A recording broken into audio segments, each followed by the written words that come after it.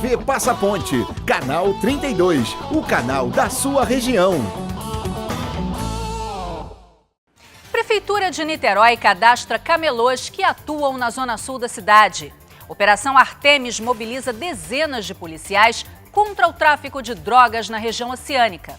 E o ex-comandante-geral da Polícia Militar, Mário Sérgio Duarte, fala sobre o desaparecimento de armas dentro de uma unidade da corporação. Fica por aí, hein? O Passa Ponte Notícias está só começando.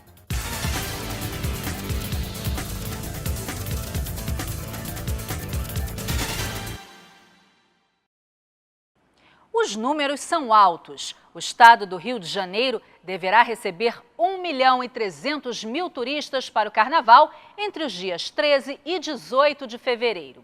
O Ministério do Turismo prevê uma injeção de 1.2 bilhões na economia fluminense durante os dias de folia. O Rio de Janeiro é a cidade mais procurada da região metropolitana. No interior, Búzios, Angra dos Reis, Cabo Frio, Petrópolis e Paraty lideram a preferência dos turistas. A relação dos contribuintes que não caíram na malha fina já está disponível na página da Receita Federal na internet. A consulta também pode ser feita pelo telefone 146 ou nos aplicativos da Receita. Confira agora as informações com o repórter Felipe Lima. A partir de hoje, 160.705 pessoas poderão saber se caíram na malha fina ou não. A Receita Federal vai liberar a consulta aos primeiros lotes residuais do Imposto de Renda Pessoa Física dos anos de 2008 a 2014. Ao todo, a Receita pagará 300 milhões de reais. A relação dos contribuintes estará disponível na página da Receita Federal na internet. A consulta também poderá ser feita pelo telefone 146 ou nos aplicativos da Receita Federal para tablets e smartphones. Caso o valor não seja acreditado na conta que foi informada na hora da declaração, é importante o contribuinte procurar qualquer agência do Banco do Brasil para receber o seu dinheiro. Felipe Lima para o Passa Ponte Notícias. O município de São Gonçalo comprou a primeira maca bariátrica do estado do Rio. O aparelho é para atender aos pacientes obesos que são atendidos pelo SAMU. A maca aguenta até 300 quilos e, além de São Gonçalo, apenas o Distrito Federal em Brasília oferece esse serviço. O equipamento vai garantir transporte adequado e digno aos portadores de obesidade. Veja a seguir uma entrevista exclusiva com o ex-comandante da Polícia Militar do Estado do Rio, Coronel Mário Sérgio Duarte, sobre o desaparecimento de armas em uma unidade aqui de Niterói, daqui a pouquinho.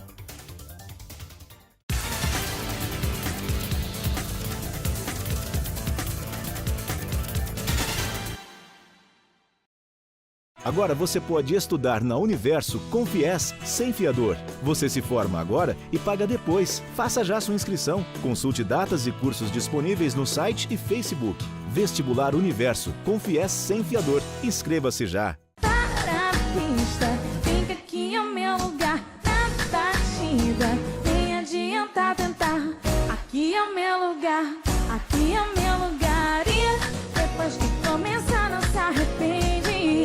Depois que me atiçar não adianta mais. Quando me atiçar não adianta mais. Rádio Mania 90,9.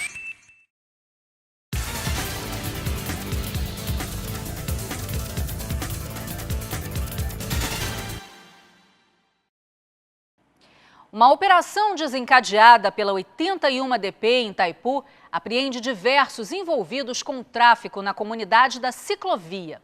Acompanhe essa história na reportagem de Thaís Ribeiro. Após instaurar procedimento para investigar envolvidos com o tráfico da comunidade da Ciclovia, policiais da 81DP em Itaipu realizaram na manhã desta segunda-feira uma operação em conjunto com a Delegacia de Homicídios e equipes da 1ª Companhia da região oceânica do Batalhão de Niterói. Nomeada de Operação Artemis, em analogia à deusa da caça, a ação visava cumprir 7 mandados de prisão preventiva e 5 de busca e apreensão, todos emitidos pela 4ª Vara Criminal de Niterói. Os mandados são temporários e têm o prazo de 30 dias. São 10 horas da manhã e até o momento 4 pessoas foram apreendidas na operação. Porém, o líder da quadrilha continua foragido. Foram detidos nesta segunda-feira Alain Bernardino de Souza, conhecido como Sementinha, Gustavo Gomes Miranda, o Guguinha, Alexander Castor, o Tico, Adson Silva dos Santos e Mateus, conhecido como Sequela, além de um adolescente que foi apreendido. Ainda na ação, os policiais tiveram uma surpresa. Em um dos cumprimentos de mandados, os policiais civis e militares encontraram com o tio do traficante Sementinha, conhecido como Lindomatos, uma farda da PM de um soldado do 7º Batalhão, além de uma réplica de pistola e de uma carteira falsa da Polícia Militar. De acordo com Lindomatos, o uniforme foi presente de um amigo que é lotado no batalhão de São Gonçalo. A polícia está investigando o caso. Também foi preso na manhã desta segunda-feira Fernando Tibau Homem, conhecido como DJ. Ele é acusado de exercer a venda das drogas via telefone, o famoso Disque Drogas. Segundo as investigações, ele é um jovem de classe média e planta maconha em casa. Uma muda foi encontrada pela polícia. Na operação foram apreendidos também farta quantidade de cocaína e maconha. Ainda continuam foragidos Gleidson Paulino de Oliveira, o Bermudão, e Marcel Saviana de Melo, Cecel, apontados como os principais líderes do tráfico na região. Segundo o delegado Lauro Rangel, as ações contra o tráfico de drogas serão permanentes. O titular mandou um recado para os moradores da região, dizendo que vai tentar restabelecer a paz e fazer de tudo para afastar o poder do tráfico do convívio desses moradores. E que a população precisa colaborar com informações. Na última sexta-feira, nós mostramos com exclusividade aqui no Passaponte Notícias o desaparecimento de 26 armas do Centro de Suprimentos de Material da Polícia Militar. Hoje, a nossa equipe conversou com o ex-comandante-geral da PM, Mário Sérgio Duarte, que comentou o ocorrido. Pelo menos 26 armas que pertencem à Polícia Militar desapareceram de um depósito que funciona no Centro de Suprimentos de Materiais, o CSM, que fica localizado em Niterói. O sumiço do armamento foi descoberto em uma inspeção feita no local no dia 2 de fevereiro. Entre as armas que desapareceram estão 11 fuzis, 3 metralhadoras, 3 espingardas, 3 rifles, uma pistola e 2 revólveres, além de munição que ainda não foi contabilizada. De acordo com uma nota divulgada pela PM, a inspeção no Centro de Suprimentos ocorreu após o comando da Polícia Militar determinar no dia 14 de janeiro uma auditoria nas cargas de material bélico da corporação. É a segunda vez em 4 meses que o sumiço de armas é constatado em unidades da PM do Rio. No dia 29 de outubro do ano passado, foi descoberto que 23 pistolas haviam desaparecido da reserva de armamento do Centro de Manutenção de Materiais, que funciona dentro do Batalhão de Choque, na cidade do Rio de Janeiro. Nós convidamos o coronel Mário Sérgio Duarte, ex-comandante-geral da Polícia Militar do Rio de Janeiro, que também comandou o Batalhão de Operações Especiais do BOPE, para comentar o desaparecimento dessas armas. Coronel, primeiramente, obrigado por ter aceitado o nosso convite. Vou começar com a primeira pergunta já. Coronel, o senhor que está 30 anos à frente da polícia, tem todo esse tempo de experiência, como que é uma quantidade de armas, uma quantidade de armas pesadas consegue desaparecer assim dentro da corporação? Qual o procedimento interno que de repente falhou? Onde estaria esse gargalo? Eu aproveito para perguntar, qual seria a diferença entre um armamento desaparecer de um batalhão para um centro de suprimento? Bom, eu iria dizer justamente isso. A rigor, armas desaparecem dos quartéis da Polícia Militar há muitos anos. Eu servi 32 anos na Polícia Militar e vi nos quartéis, nas unidades operacionais, os chamados batalhões da Polícia Militar, desaparecimento de armas, inquéritos sendo instaurados para apurar responsabilidades. Agora, a primeira vez, eu não me recordo, um desaparecimento dessa ordem do Centro de Suprimento de Materiais da Polícia Militar. Porque lá, a princípio, é um local muito bem guardado. é onde chegam os equipamentos adquiridos pela Polícia Militar, o material permanente, o material de consumo, o material bélico para distribuição às unidades. E, a princípio, é um local bem guardado, bem controlado, sim. Então, causa uma estranheza muito grande que coisas tenham desaparecido, essas coisas sejam material bélico, armas e, principalmente, fuzis. Exatamente, falando sobre o fuzil, coronel, das 26 armas, 11 eram fuzis. É armamento de guerra, né? Um armamento militar. Qual o alcance dessa arma e qual o poder de fogo, por exemplo, se essas armas chegassem nas mãos de criminosos? Olha, estima-se que o alcance máximo de um projétil de alta velocidade, que é usado pelos fuzis, alcance até 3.000 metros, sempre com uma capacidade mortal. Agora, o fuzil é terrível para a segurança pública. O fuzil no Rio de Janeiro mudou a realidade do nosso quadro de segurança pública nesses últimos 25 anos, fazendo parecer um conflito armado de baixa intensidade aquilo que é ou que deveria ser segurança tratada simplesmente com órgãos de Estado, as polícias, a Polícia Militar e a Polícia Civil. E no caso do Rio de Janeiro, desde a chegada dessas armas de guerra, nos fins da década de 80, é que nós temos um quadro tão agreste e que proporciona feridos e mortos em números de guerra, que permite uma estética onde, mais do que lucrar com o comércio das drogas, o criminoso ele domina territórios, ele exerce um poder paraestatal, e isso é terrível, e é proporcionado justamente pelo poderio das armas de guerra. Coronel, enquanto o senhor esteve à frente do Comando-Geral da PM aqui no Rio de Janeiro, o senhor fez um projeto em 2010 que seria a arma cautelada dos policiais militares, a exemplo do que já acontece com a Polícia Civil e também com a Polícia Militar de São Paulo. Como que funciona esse projeto e no que ele melhoraria a segurança das armas nos quartéis? A Polícia Militar sempre lutou muito contra o acautelamento de armas por parte dos policiais. Ou seja, a arma do Estado ficar em poder do policial não apenas para o uso durante o serviço, mas também para o seu trânsito, para casa, para um uso particular. Ainda que particular em tese que o policial está sempre em serviço. Ocorre que a Polícia Civil do Rio de Janeiro e mesmo a Polícia Militar de São Paulo, há anos adota esse sistema para armas de porte, para os revólveres e para as pistolas, porque isso permite um controle muito maior. Você imagina, hoje o policial militar, não apenas para pegar o fuzil no quartel, ele se dirige à reserva de armamento para também pegar a sua arma de porte. Então ele já tem que trazer a sua arma particular, ele leva essa arma particular para o quartel, é obrigado, compelido a pegar a arma do quartel e acaba portando duas armas pequenas, duas armas de porte no serviço. Ora, isso aumenta sobremaneira o trabalho dos policiais que têm que distribuir essas armas. Se nós permitíssemos que os policiais militares levassem consigo as armas pequenas, como já ocorre na Polícia Civil e na Polícia Militar de São Paulo, nós teríamos um controle muito maior, uma facilitação muito grande quando ocorresse algum tipo de desvio, porque o banco de dados ia acusar imediatamente a pessoa que deveria estar em poder daquela arma desaparecida. Então foi um projeto que nós levamos ao governador, o governador aceitou, ele liberou recursos, nós compramos as armas suficientes para o efetivo da época e não sei por que o projeto não foi em frente.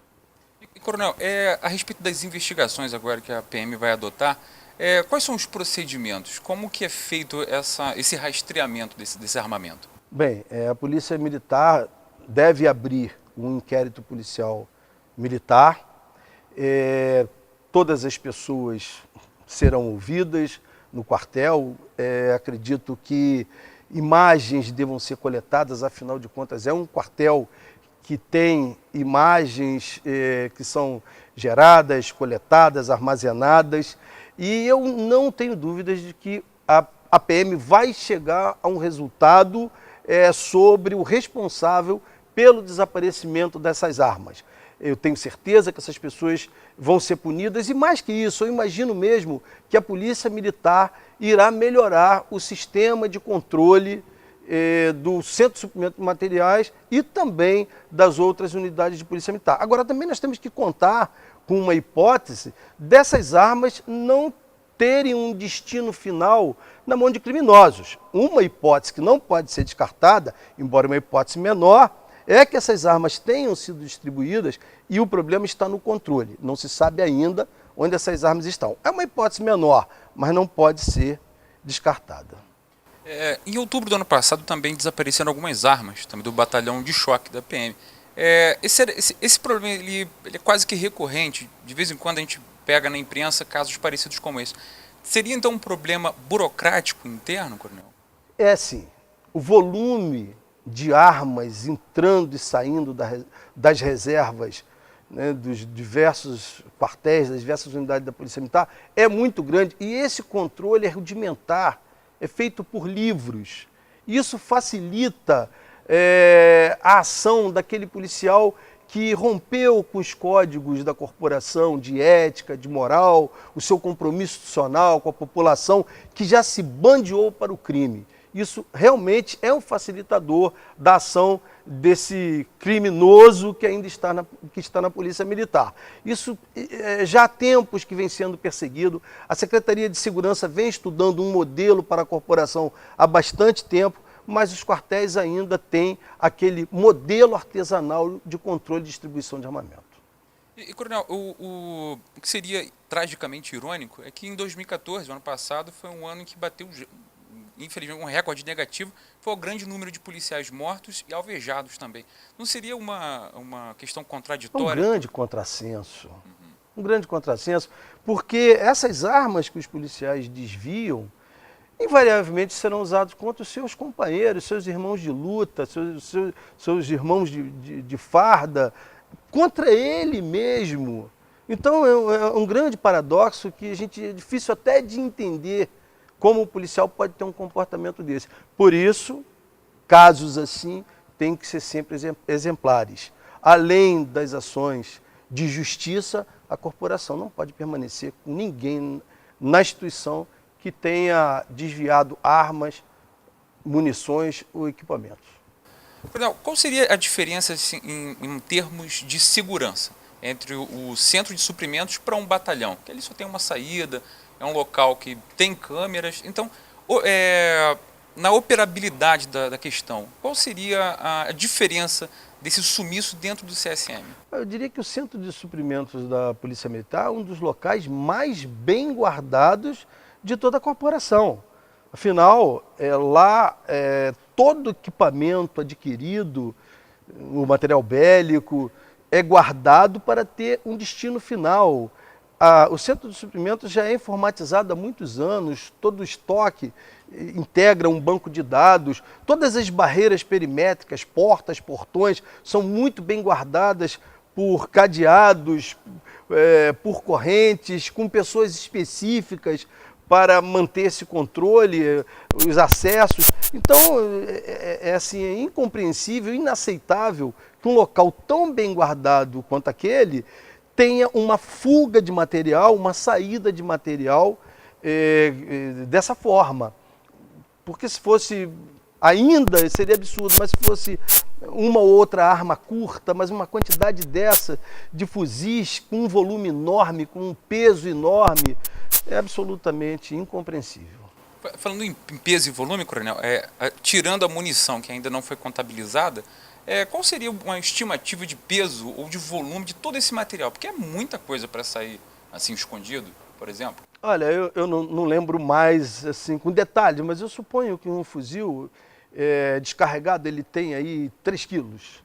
Né? É só multiplicar isso aí por 11 e aí ver a munição. Agora, nós não sabemos como saiu. Tem que ver se esse material foi retirado um a um, num sistema formiguinha, ou se tudo foi colocado num volume só e retirado de dentro do quartel. Não é assim um volume tão grande, mas não dá para levar nas costas dentro de um saco. Coronel, se for comprovado que de fato as armas foram roubadas ou furtadas, e se na participação tiveram policiais militares, o que pode acontecer com o policial dele se comprovado a participação dele no sumiço das armas? Olha, ainda que a Polícia Militar ela tenha uma hierarquia de punições, ela faça a previsão de punições maiores ou menores e maiores. Num caso de gravidade como esse, não há dúvida de que os policiais não têm condições de permanecer na corporação e devem ser afastados definitivamente pela exclusão. Coronel, mais uma vez obrigado por ter aceitado o convite aqui de comparecer ao Passaponte Notícias. Eu que agradeço a oportunidade de vir aqui. Uma jaguatirica foi capturada nesse fim de semana em Itaipuaçu, Maricá. Equipes da Defesa Civil, do Corpo de Bombeiros e da Guarda Ambiental da Serra da Tiririca conseguiram prender o animal usando uma rede. O felino estava no condomínio Carlos Marighella, do programa Minha Casa Minha Vida. Ninguém ficou ferido. A Defesa Civil acredita que o animal pode ser a tal onça que assustou tantos moradores da região no final do ano passado. Depois do intervalo, você confere o cadastramento dos camelôs que atuam no bairro do Ingá, em Niterói. Volto já.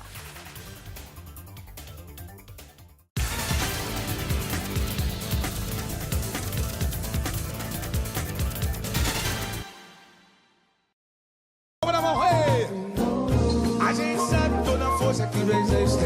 A gente sabe que não pode mais sair do além. Será que é amor? Não pode ser amor. Eu mando fruto proibido porque é melhor. Com cada curva no teu corpo eu já sei de cor. Será que é amor? Não pode ser amor. Rádio Mania 90,9. E acho que meu grande defeito é ser perfeccionista. Tá me tirando, né? Só se for perfeccionista na arte de ser mané. Esse moleque deu tanto migué na faculdade que levou trote no 8º período porque pensaram que era bicho. Acordava cedo no fim de semana só pra ficar mais tempo à toa. Só pode estar de brincadeira com esse papinho de perfeccionista. Essa foi boa. Seu diploma diz tudo sobre você. Inscreva-se no Vestibular Universo.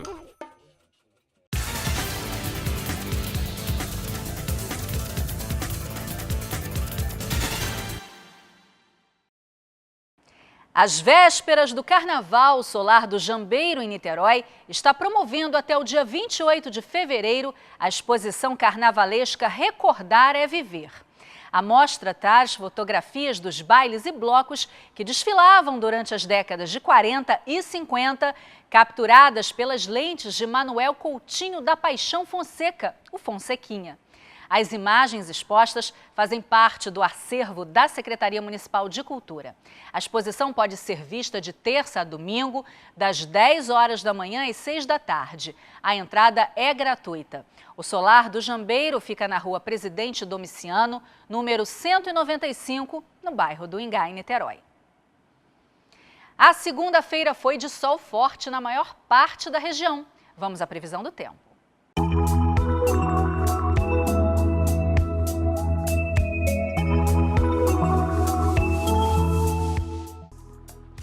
Olá! Começa agora o Boletim do Tempo do Passaponte Notícias. O sol vai aparecer encoberto por nuvens nesta terça-feira e pode chover na parte da tarde e da noite. Acompanhe no mapa as temperaturas para a sua cidade.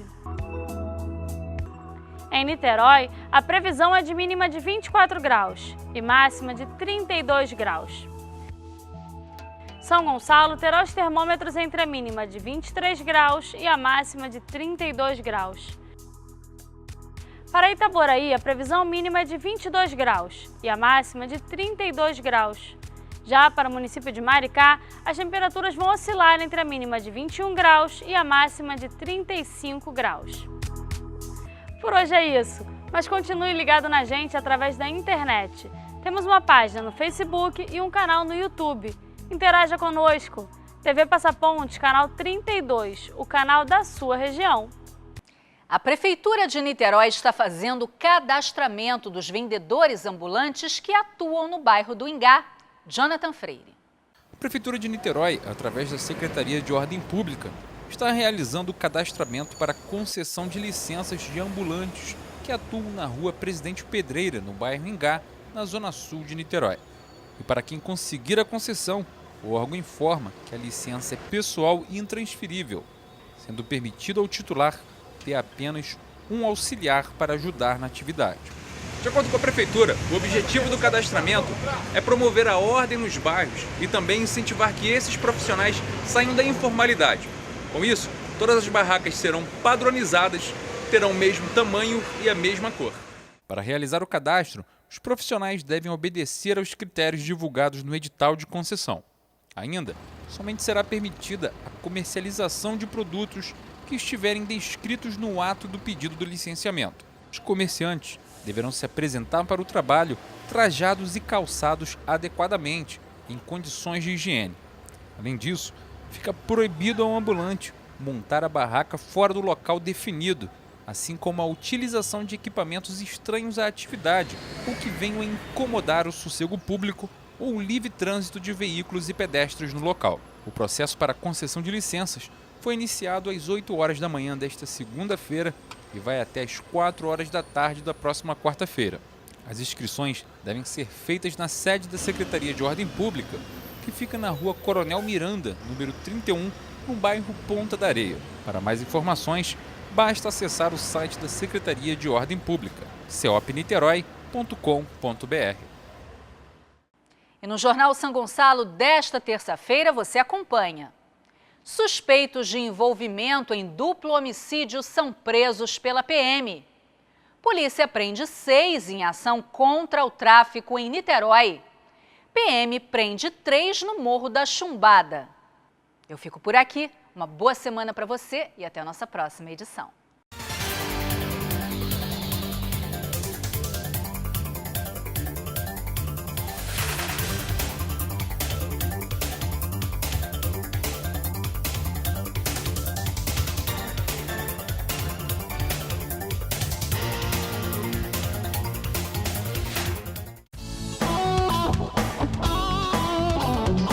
TV Passa Ponte, canal 32, o canal da sua região.